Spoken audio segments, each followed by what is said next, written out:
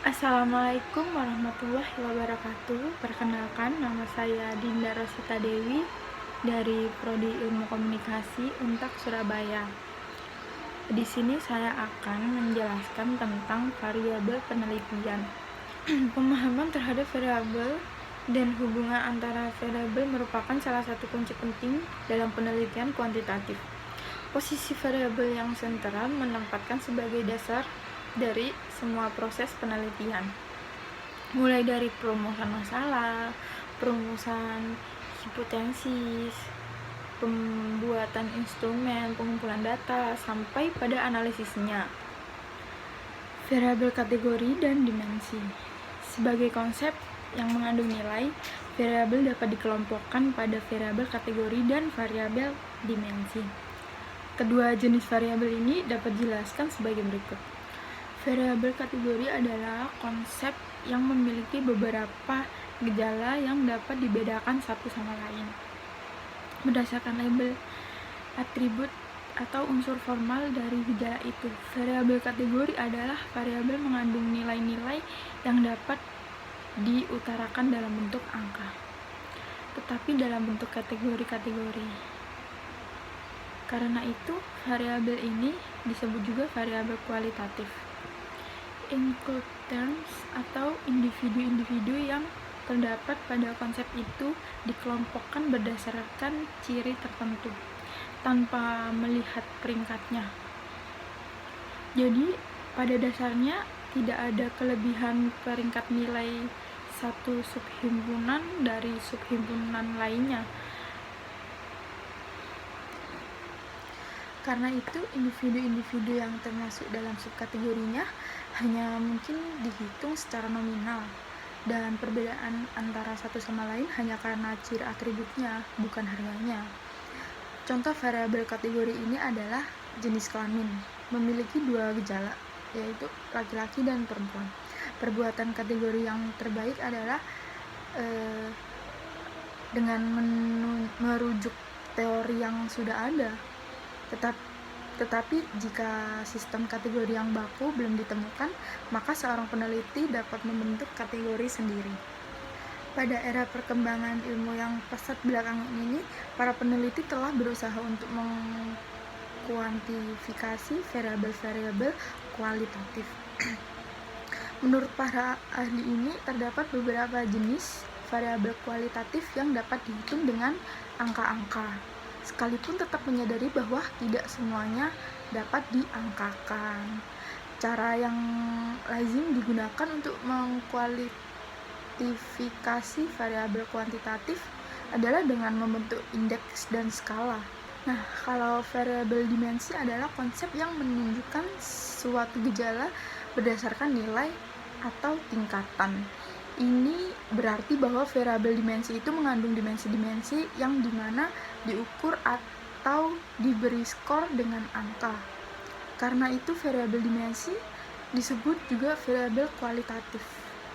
Pada penelitian kualitatif, umumnya yang dipilih sebagai variabel adalah konsep berdimensi tunggal. Konsep berdimensi tunggal atau unidimensional adalah konsep yang spesifik, bukan bersifat general, yang hanya mengundang satu jenis gejala. Sebagai contoh pelaksanaan sholat fardu, konsep ini sudah spesifik karena tidak tercampur aduk dengan sholat sunnah, zikir, dan sebagainya.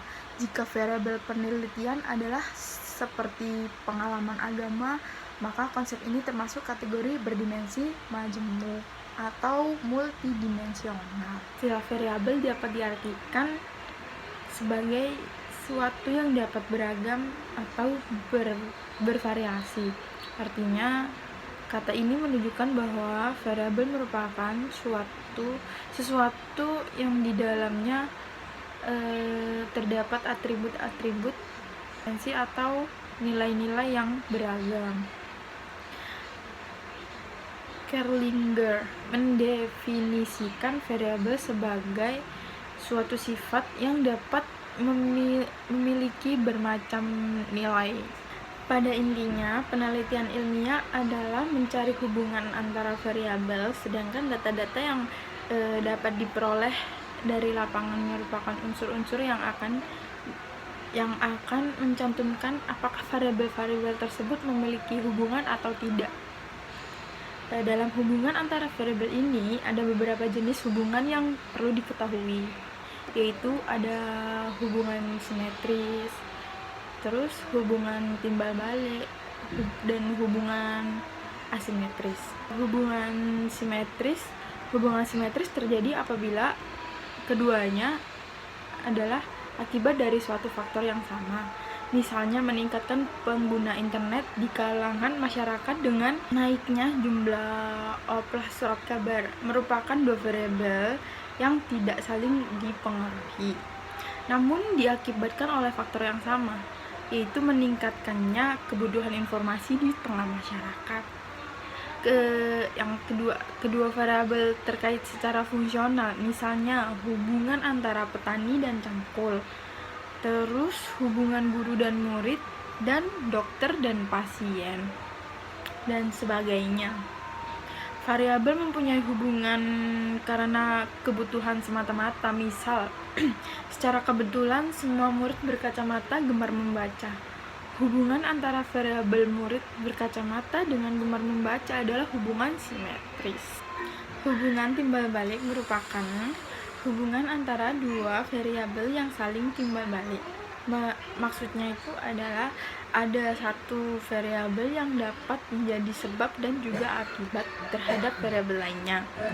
Demikian pula sebaliknya, sehingga tidak dapat ditentukan variabel mana yang akan menjadi sebab atau variabel mana yang akan menjadi akibat. Contohnya, hubungan antara motivasi belajar dengan minat membaca. Motivasi belajar dapat mempengaruhi minat membaca, demikian pula sebaliknya, minat membaca dapat mempengaruhi motivasi belajar.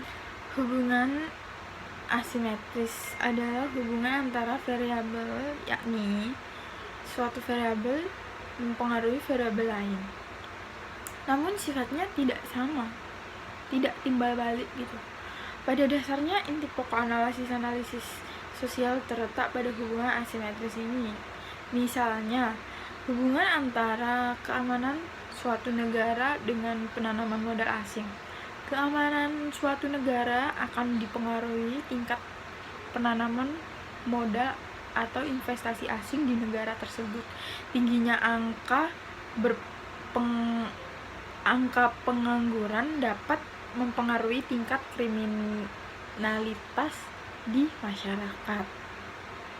Tingkat pendidikan mempengaruhi pola hidup sehat, tingkat pendapat mempengaruhi pola konsumsi masyarakat, dan sebagainya. Sehubungan dengan posisi penting ini, variabel menjadi penting artinya untuk menentukan bermutu tidaknya suatu hasil penelitian. Sekian penjelasan dari saya. Wassalamualaikum warahmatullahi wabarakatuh.